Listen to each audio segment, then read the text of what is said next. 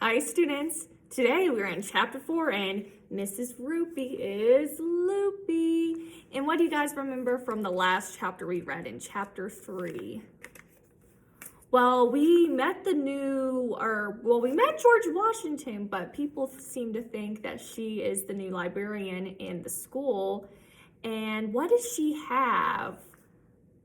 She had wooden teeth to mimic George Washington, and that made AJ believe that maybe he did meet George Washington, but we'll have to read on to find out what's going to happen next. Chapter 4. I took a seat in the lunchroom next to Ryan and Michael. Ryan stuck 2 of my carrot sticks in his nose, and I told him I'll give him a nickel if he ate them. Ooh, and how much is a nickel worth, guys? How much is 1 nickel worth? It's worth 5 cents. A penny is worth 1 cent. A nickel's worth 5. A dime is worth 10. And a quarter is worth 25 cents. He did too.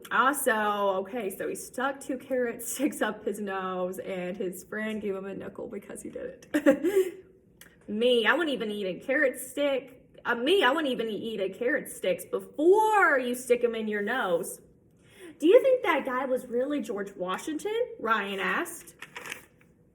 I don't know, Michael said. What do you think, AJ? That's when Andrea Young leaned over from the next table and opened her big mouth. That wasn't George Washington, you silly, she said. That was Mrs. Roopy wearing a powdered wig and an army uniform. She may have been right, but I didn't want to admit it because I disliked her. Ryan took out a dollar bill from his backpack and looked at the picture of George Washington. He sure looked like George Washington, Ryan said. George Washington has been dead for like 100 years, Andrea said. So now are the students. It was AJ, Ryan, and Michael, and Andrea. And I don't know who the other girl is. Maybe it's, didn't really say. Maybe it's Emily. Kind of looks like Emily from the first page of the book. But they're having a debate whether if the person was really George Washington or not. Even if George Washington was still alive, Emily said, it was Emily, I'm sure he would have more important things to do than to come to our school and read us stories. That's when it hit me.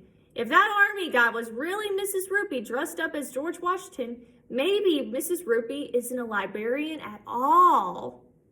Maybe she's just pretending to be a librarian, I said, just like she was pretending to be George Washington. Yeah, Michael said, maybe she's a kidnapper and she got a real librarian locked up in an empty warehouse at the edge of town. I saw that in a movie once. We've got to save her, Emily said, with tears dribbling down her cheeks. Then she went running out of the room. There was only one way to solve the problem. We cleaned off our trays and went back to our classroom to ask Miss Daisy if George Washington was really Miss Roopy in disguise. Don't be silly, Miss Daisy said.